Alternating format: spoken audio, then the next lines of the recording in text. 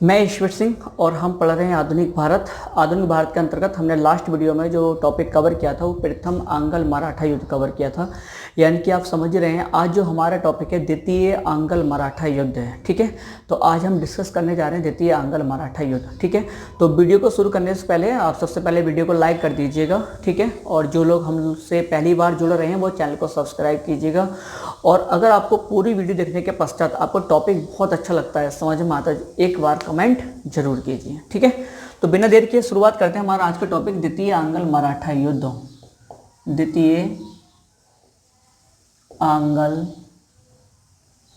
मराठा युद्ध, ये तो आप जानते हैं कब से कब तक हुआ था, तो 1803 से 1805। क्लियर। तो इस युद्ध की सबसे पहले मैं आपको क्या करूंगा, आज टॉपिक को पहले समझाऊंगा फिर लिखवाता चलूंगा। ठीक है, तो आप उसकी चिंता ना करें। तो सबसे पहले यहाँ पर एक प्रश्न आपसे पूछा जाएगा द्वितीय आंग्ल मराठा युद्ध में कि इस समय मतलब तत्कालीन है ना, मतलब गवर्नर जनरल कौन था, या मतलब छत्रपति कौन था, या आपका पेशवा कौन था। ठीक है, तो अगर हम यहाँ से पूछा जाए आपसे कि द्वितीय आंग्ल मराठा युद्ध के समय छत्रपति कौन था, तो आपका आंसर हो जाएगा शाहू सेकंड। तो कौन था उस समय? शाहू सेकंड था। ये मैं आपको बता चुका हूँ कि शाहू सेकंड का जो कार्यकाल था 1777 से 1808 था। ठीक, वहीं दूसरी तरफ आपसे पूछेगा पेशवा कौन था इस युद्ध के समय, तो पेशवा था आपका बाजीराव सेकंड। बाजीराव सेकंड था। और फिर आपसे ये प्रश्न जरूर पूछा जाता है गवर्नर जनरल कौन था इस समय, तो गवर्नर जनरल कहाँ का था? बंगाल का था, ना कि भारत का।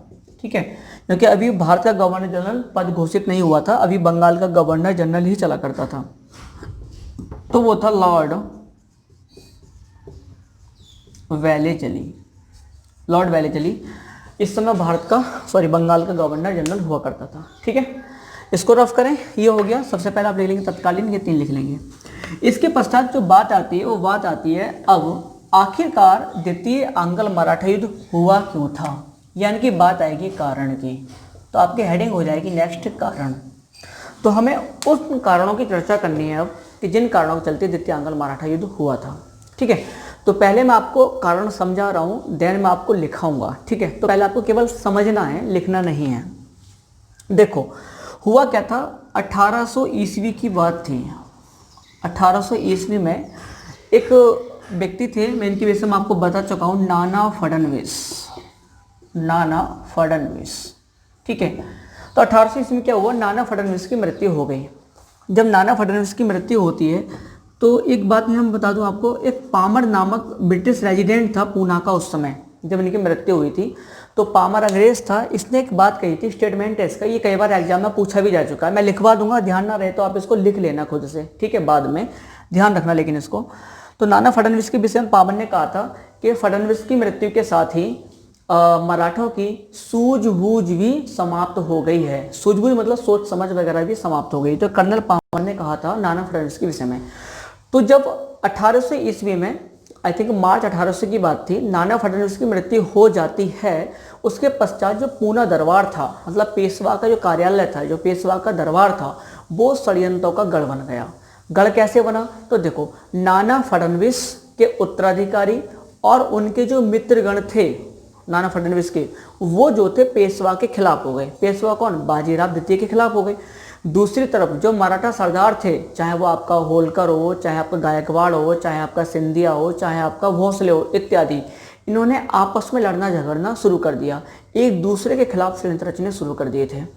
तो इस स्थिति में ना तो मराठा सरदार एक दूसरे के साथ थे और ना ही बाजीराव जो सेकंड पेशवा था वो भी किसी के साथ था। यहाँ तक कि बाजीराव सेकंड जो पेशवा था उसने मराठा सरदारों को आपस में झगड़ने में, है ना, सहायता प्रदान की थी, मतलब उनको आपस में लड़ाता था। इतना बेकार किस्म का व्यक्ति था बाजीराव सेकंड, उनको मतलब एक करने के बजाय उनको झगड़ने में सहयोग करता था। ठीक है, तो अब हुआ क्या, जब नाना फडणवीस के जो उत्तराधिकारी या उनके मित्र थे वो खिलाफ थे किसके? पेशवा के। वहीं दूसरी तरफ जो होलकर था, होलकर जो मराठा सरदार था, वो उसका युद्ध चल रहा था किससे? सिंधिया से। तो इस कंडीशन में सिंधिया और पेशवा बाजीराव सेकंड दोनों क्या हो गए? एक हो गए।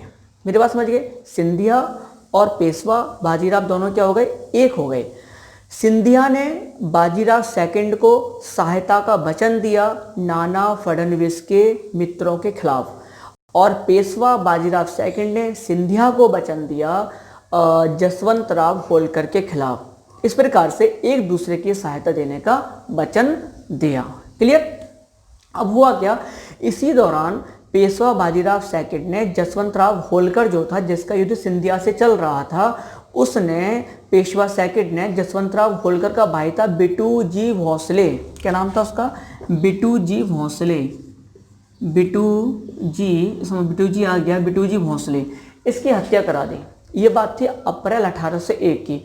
और जब बिटू जी भोसले की हत्या हुई तो इस बात से इसका जो बड़ा भाई था जसवंत राव होलकर, वो बुरी तरीके से नाराज हुआ और उसने एक सेना लेकर के अक्टूबर 1802 में पूना पर आक्रमण कर दिया और पेशवा बाजीराव सेकंड को भी हराया, साथ साथ में सिंधिया को भी हराया, और पुणे पर क्या कर रहा है, जो पूना था पेशवा का दरबार था, उस पर अधिकार कर लिया और पेशवा बाजीराव सेकंड को भागने पर क्या कर दिया, मजबूर कर दिया। ठीक है। इस प्रकार से जो पेशवा बाजीराव सेकंड था, जो कभी एक सत्ता का मतलब प्रतीक, मतलब पावर का प्रतीक माना जाता था, सर्वोच्च शक्ति माना जाता मराठा सरदार, मराठा राज्य में, वो आज अपना पूना छोड़ करके भागने को मजबूर हो गया और वो पहुंचा अंग्रेजों के पास। अंग्रेजों के पास कहाँ पहुंचा, बेसिन। बेसिन मैंने आपको बताया था, बेसिन जो बम्बई है ना, उसके जस्ट ऊपर सालसेट और बेसिन दो द्वीप हैं, वहाँ पर बेसिन है। तो वो बेसिन पहुंचा, अंग्रेजों से सहायता मांगी, अंग्रेजों ने उसको सहायता का वचन दिया, लेकिन एक अपमानजनक संधि की पेशवा के साथ, और उस संधि का नाम था बेसिन की संधि। क्लियर। तो ये बड़ा कारण था किसका, मतलब द्वितीय मंगल मराठा युद्ध के होने का। क्यों, अंग्रेजों का एंट्री का मौका मिला। ठीक है, और अंग्रेज इसमें एंट्री कर गए। तो शुरू में तो अंग्रेज साथ में थे पेशवा के, लेकिन ऐसी क्या घटना घटित हुई आगे चल के जिसके कारण पेशवा के खिलाफ अंग्रेज हो गए थे। क्लियर। तो आप कारण में लिखेंगे यहां पर। ठीक है,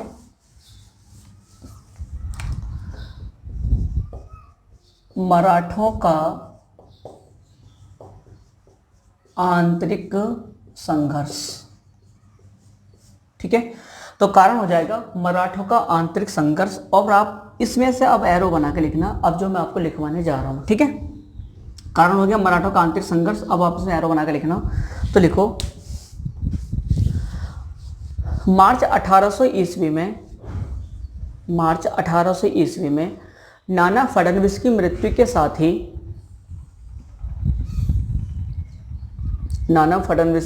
के साथ ही पूना दरबार षड्यंत्रों का गढ़ बन गया।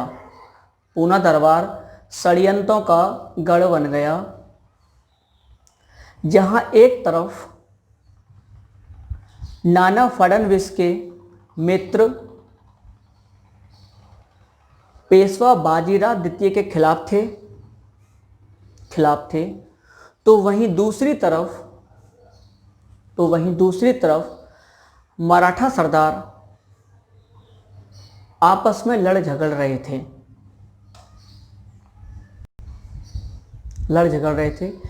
इन परिस्थितियों में पेशवा बाजीराव द्वितीय द्वारा, या बाजीराव सेकंड लिख देंगे आप, बाजीराव द्वितीय द्वारा मराठा सरदारों के मध्य षड्यंत्र को बढ़ावा दिया गया।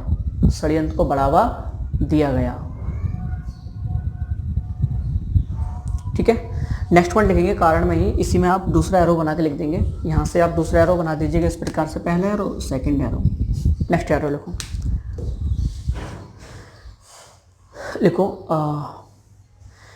पेशवा ने दौलत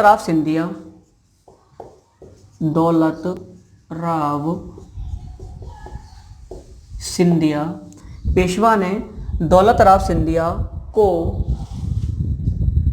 जसवंत राव होलकर के खिलाफ सहायता प्रदान की, जिसके बदले सिंधिया ने पेशवा को नाना फडणवीस के मित्रों के खिलाफ सहायता प्रदान की, सहायता प्रदान की। इसी में लिखेंगे आप, कंटिन्यू करेंगे। इसी दौरान सहायता प्रदान की, उसके बाद इसी में कंटिन्यू करेंगे। इसी दौरान पेशवा द्वारा जसवंत राव होलकर के छोटे भाई बिट्ठू जी भोसले की हत्या ब्रैकेट में लिखेंगे अप्रैल 1801। हत्या कब हुई थी बिट्टू जी भोसले की? अप्रैल 1801 में हुई थी।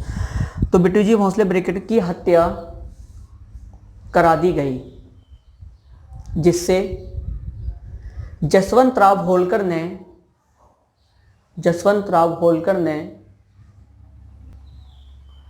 अक्टूबर 1802 में पूना पर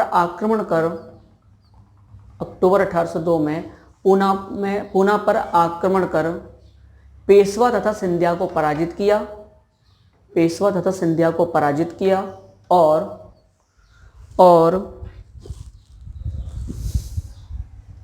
पेशवा को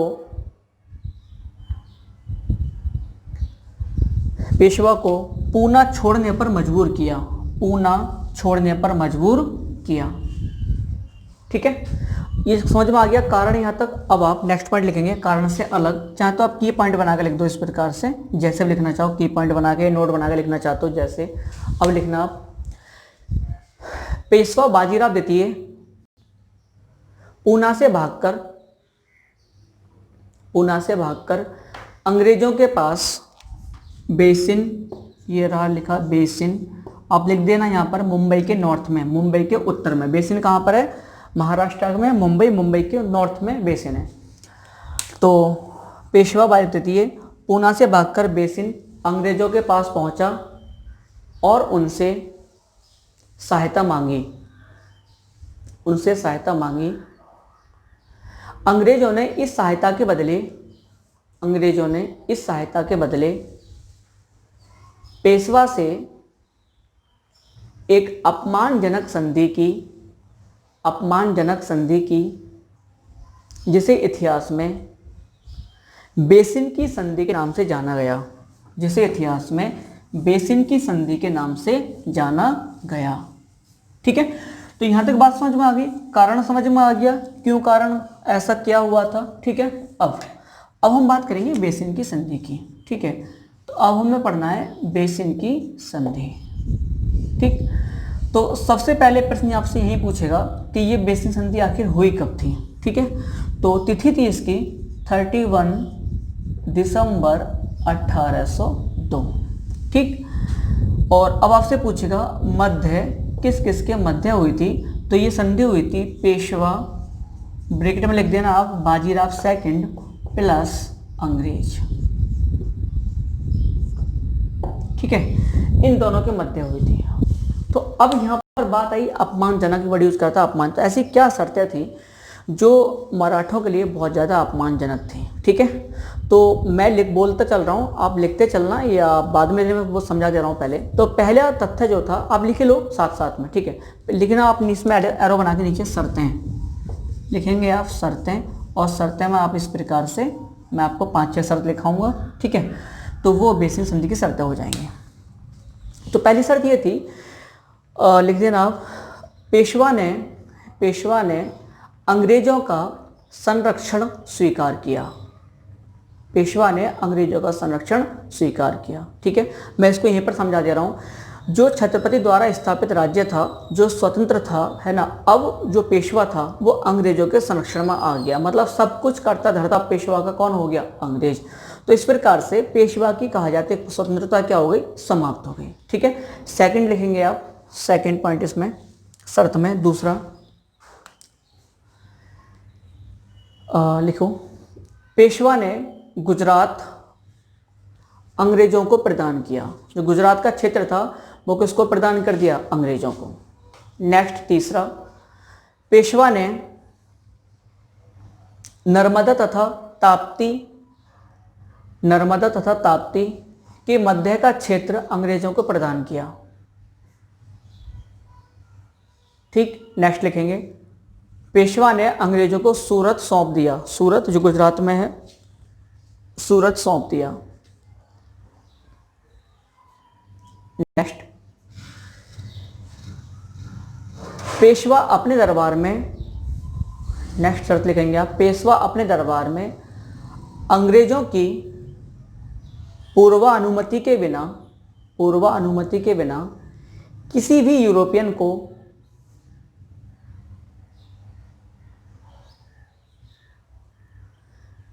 नहीं रखेगा, नहीं रखेगा। नेक्स्ट, देशी तथा विदेशी, देशी तथा विदेशी राज्यों से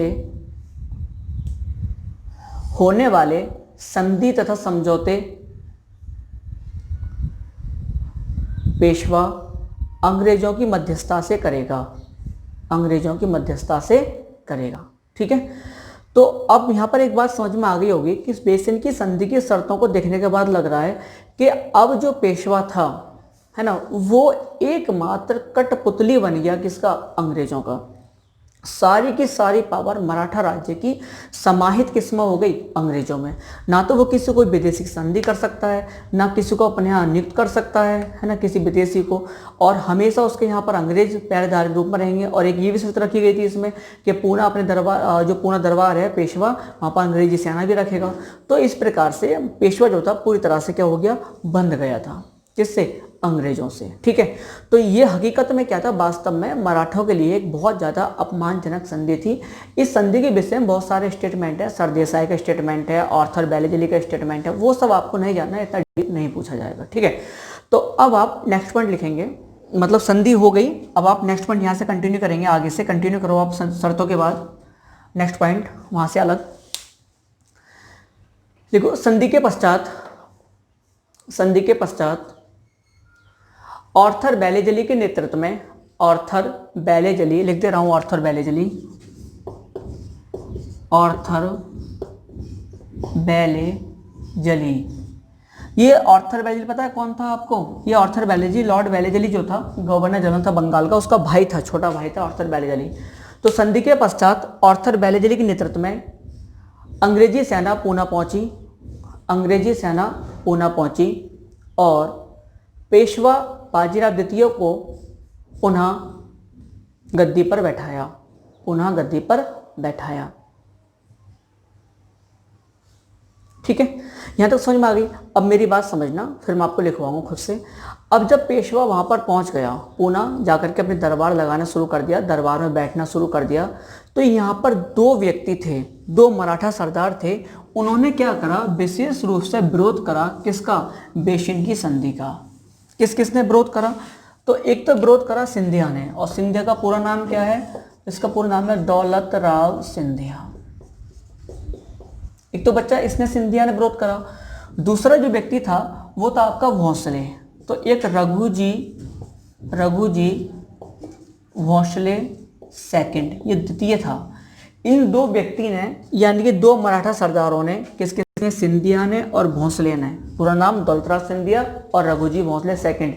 जैसे ही दरबार में सिंधिया पहुंचा, पेशवा पहुंचा, उसने दरबार लगाना शुरू किया। इन दोनों ने अपना विरोध जताया कि बेसिन की संधि जो है मराठा राज्य के लिए बहुत ही ज़्यादा अत्यधिक क्या है, अपमानजनक है, और हम यानी कि सिंधिया और भोंसले इस संधि को स्वीकार नहीं करते।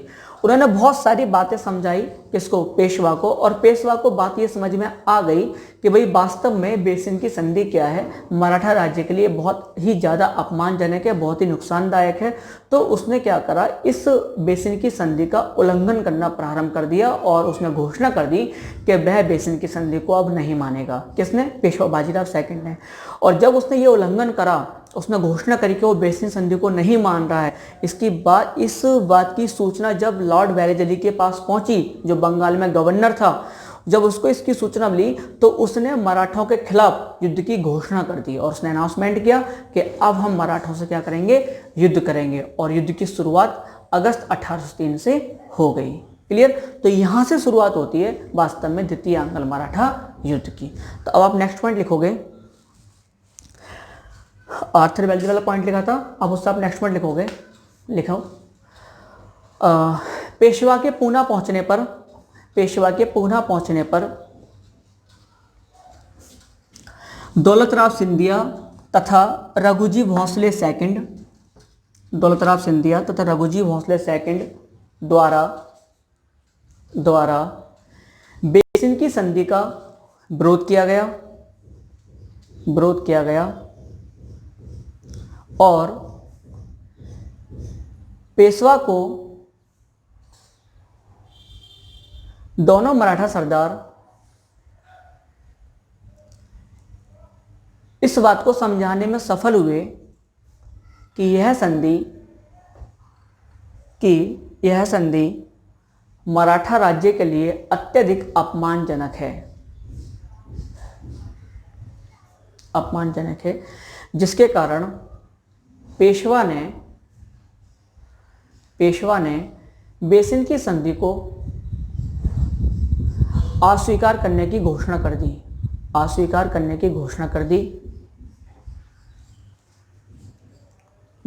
दी और जब इसकी सूचना गवर्नर जनरल लॉर्ड वेलेजली को पहुंची, या सूचना प्राप्त हुई, लॉर्ड वेलेजली को प्राप्त हुई, तो उसने अगस्त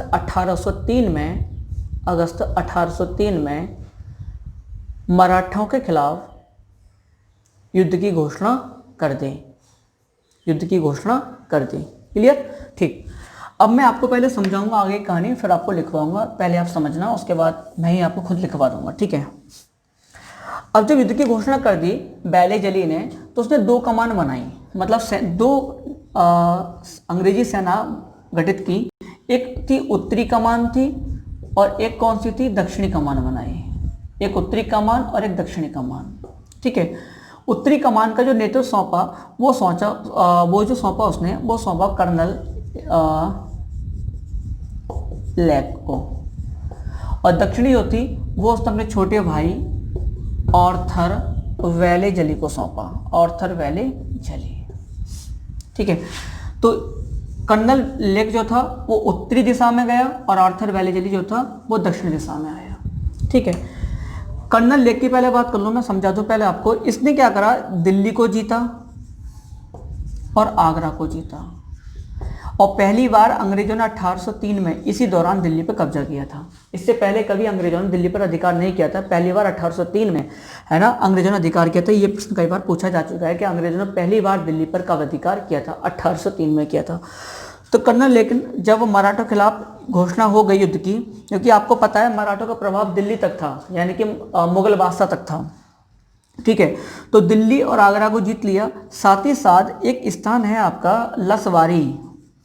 ये लसवारी जो स्थान है, आप मैप में देखोगे अलवर मिलेगा आपको, राजस्थान में अलवर, भरतपुर के पास में अलवर। तो लसवारी नामक स्थान पर जो सिंधिया था, दौलतराव सिंधिया, उसकी सेना की एक कमान जो उत्तर में लड़ रही थी, वो सिंधिया की सेना हरा दी। तो स्पेशली मैं आपको बताऊं कि कर्नल लेक ने दिल्ली और आगरा को जीत लिया, साथ ही साथ लसवारी नामक स्थान पर, है ना, जो अलवर में पड़ता है, वहां पर सिंधिया की जो उत्तरी कमान थी सेना की, उसको पराजित कर दिया। तो एक प्रकार से कहा जाए उत्तर वाला सेक्शन क्या हुआ, सक्सेस हो गया, है ना, मराठों के खिलाफ कर्नल लेक के नेतृत्व में।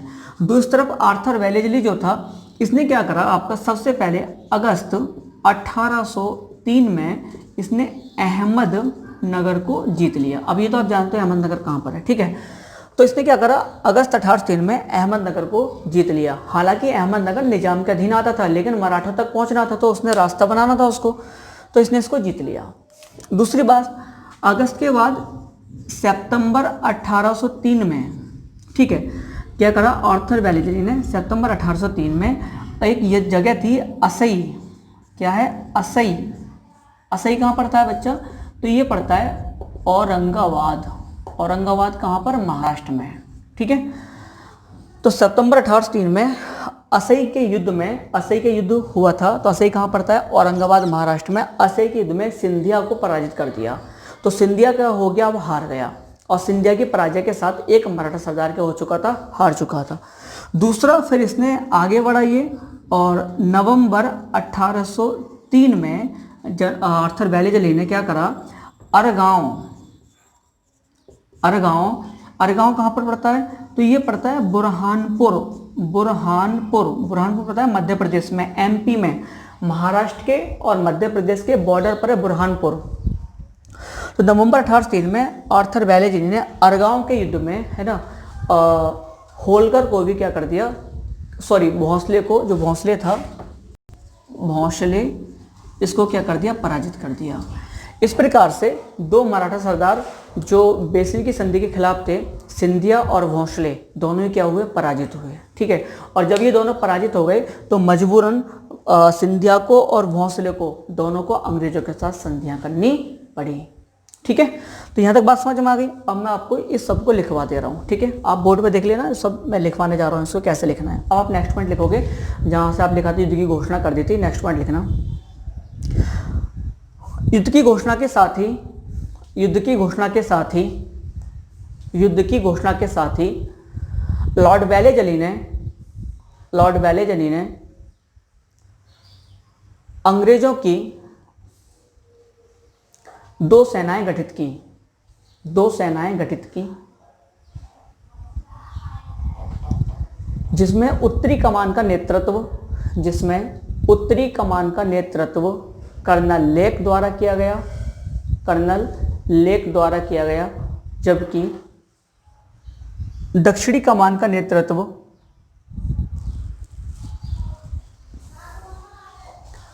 आर्थर बैलेजली द्वारा किया गया। ठीक है, अब नेक्स्ट पॉइंट लिखोगे आप। कर्नल लेक ने दिल्ली तथा आगरा को जीतते हुए लसवारी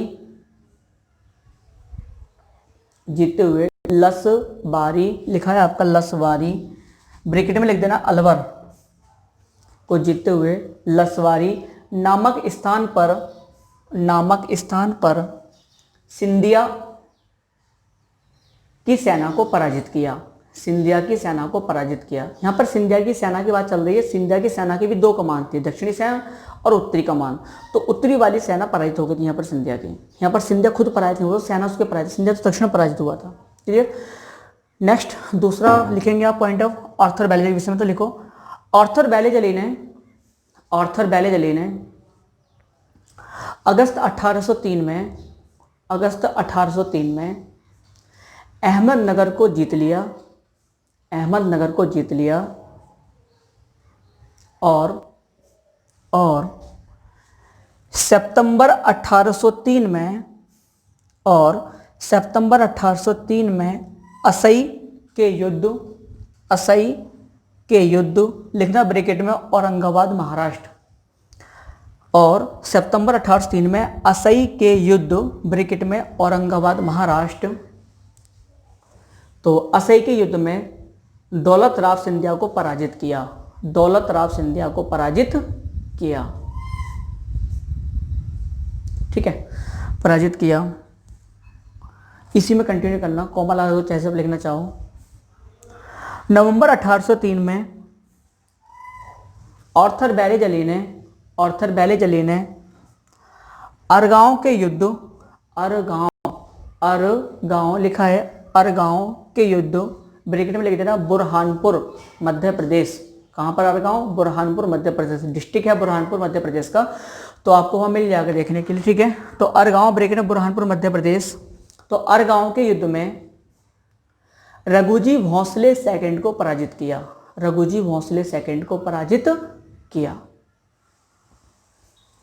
ठीक है, यहाँ तक बात समझ में आ गई। दोनों की सक्सेस कहानी हो गई, दोनों क्या हो गए, काफ़ी मात्रा में इन्होंने इन जीत अभियान के दौरान, है ना, मराठों को अत्यधिक हानि पहुंचाई थी। क्लियर। अब हम लिखेंगे नेक्स्ट पॉइंट। यहाँ होने के बाद लिखो, नेक्स्ट पॉइंट लिखना है आपको। सिंधिया तथा भोंसले के पराजित होने पर लॉर्ड बैलेजली ने इन दोनों के साथ इन दोनों के साथ संधियां की, ट्रीटी, संधियां की। तो अब यहां पर प्रश्न आता है वो संधियां कौन कौन सी थी और उनकी शर्तें क्या क्या थी। ठीक है, तो सबसे पहले जो आपकी संधि थी उसका नाम था देवगांव की संधि।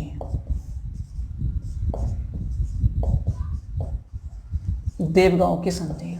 ठीक है, तो पहला प्रश्न आपसे बनेगा कि आखिर देवगांव की संधि हुई कब थी। तो हेडिंग डाल देना अब आप, देवगांव की संधि, और ये 17 दिसंबर 1800 क्या कहते हैं आपका 3 में हुई थी। क्लियर, क्योंकि वो पराजित हो चुका था, तो 17 दिसंबर 1803 की देवगांव की संधि हुई थी।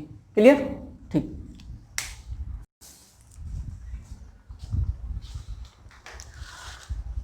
समझ में आ गया? ठीक है, अब आपसे पूछेगा किस किस के मध्य हुई थी। ठीक है, किसके मध्य हुई थी, तो देखो यहां पर याद रखना, ये जो संधि हुई थी, देवगांव की संधि जो हुई थी, वो हुई थी आपका रघु जी, है ना, भोसले सेकंड, प्लस आएगा। प्लस में कौन था, तो प्लस में था आपके अंग्रेज। ठीक है, और अब पूछेगा आपसे शर्तें क्या थी यहाँ पर।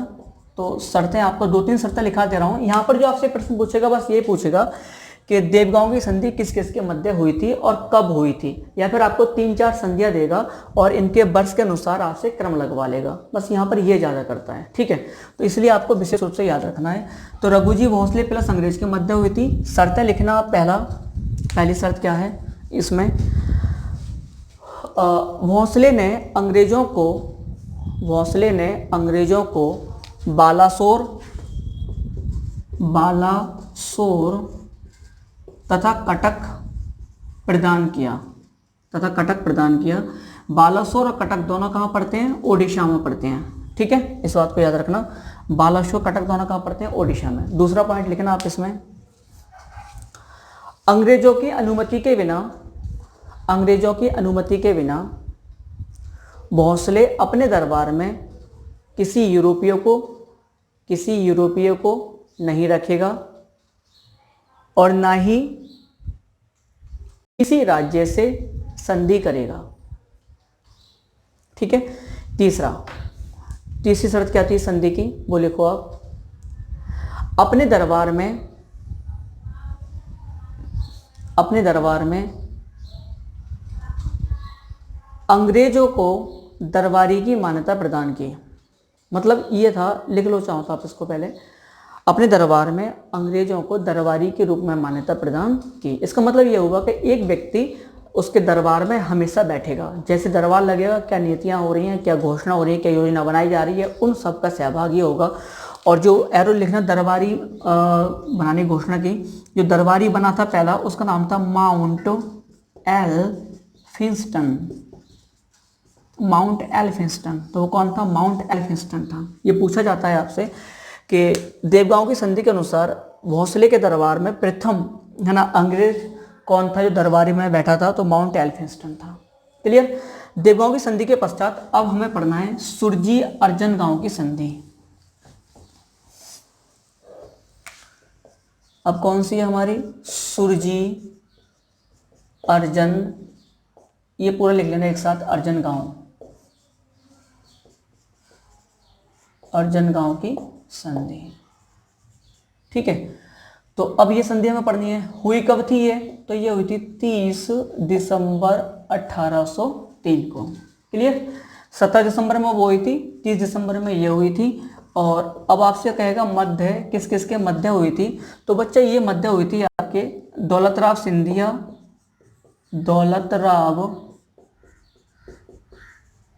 सिंधिया प्लस अंग्रेज। शर्तें क्या थी, तो शर्तों में 3-4 शर्तें मैं लिखवा दे रहा हूं। पहली आप लिखो, सिंधिया ने गंगा तथा यमुना के मध्य का क्षेत्र अंग्रेजों को सौंप दिया। गंगा तथा यमुना के मध्य का क्षेत्र अंग्रेजों को सौंप दिया। दूसरा, सिंधिया ने मुगल सम्राट पेशवा निजाम तथा तथा तथा अंग्रेजों पर अपना अधिकार त्याग दिया, अपना अधिकार त्याग दिया। कहीं ना कहीं इसका अधिकार बना रखे थे कुछ विशेष क्षेत्रों में, कुछ विशेष पावर थी इन लोगों के ऊपर, इसने वो सब छोड़ दिया था। नेक्स्ट आप लिखोगे तीसरी शर्त क्या थी, अंग्रेजों की पूर्व अनुमति के बिना, अंग्रेजों की पूर्व अनुमति के बिना यूरोपियन लोगों को अपने दरबार में नहीं रखेगा, अपने दरबार में नहीं रखेगा, और ना ही देसी अथवा विदेशी राज्यों से संधि करेगा, और ना ही देसी अथवा विदेशी राज्यों से संधि करेगा। नेक्स्ट शर्त जो महत्वपूर्ण है, नेक्स्ट लिखना आप, शर्त में क्या था, अपने दरबार में अंग्रेज दरबारी को रखने पर सहमत हुआ, अंग्रेज दरबारी को रखने पर सहमत हुआ, ठीक है। और जो पहला व्यक्ति था जो इसके दरबार में रहा था, जैसे वहाँ एल्फिंस्टन रहा था इसके दरबार में, तो उसका नाम था जॉन मैल्कम, ठीक है। तो अब आगे बात समझना, अब हुआ क्या, आपका सिंधिया पराजित हो चुका था, भोंसले भी पराजित हो चुका था, और इनके बल पर थोड़ा बहुत उछल कूद रहा था कौन, पेशवा। इनके पराजित होने से पेशवा भी क्या हो गया, शांत हो गया।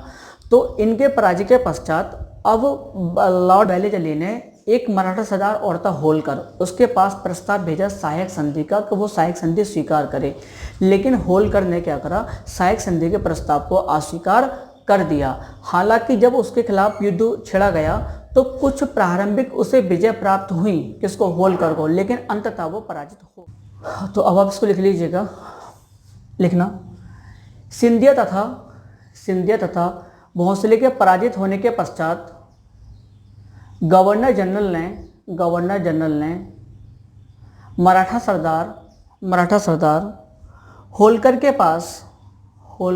के पास सहायक संधि का प्रस्ताव भेजा, जिसको होलकर ने अस्वीकार कर दिया। तत्पश्चात अंग्रेजों ने होलकर के खिलाफ युद्ध की घोषणा कर दी, और इस युद्ध के प्रारंभिक समय में कुछ सफलताएं होलकर को मिली, लेकिन अंततः वह पराजित हुआ। इसी दौरान कंटिन्यू करेंगे आप, इसी दौरान 1805 में लॉर्ड वेलेजली इंग्लैंड वापस चला गया, जिसके कारण द्वितीय आंग्ल मराठा युद्ध समाप्त हुआ। हालांकि इस युद्ध का यह परिणाम रहा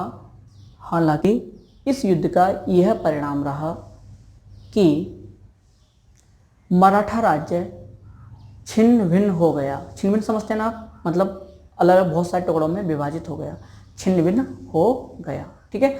तो आज के लिए इतने रहने देते हैं। नेक्स्ट टॉपिक हमारा जो तृतीय आंग्ल मराठा युद्ध रहेगा उसको हम डिस्कस करेंगे, ठीक है। तो मिलते हैं नेक्स्ट वीडियो में नए टॉपिक के साथ, तृतीय आंग्ल मराठा युद्ध। धन्यवाद।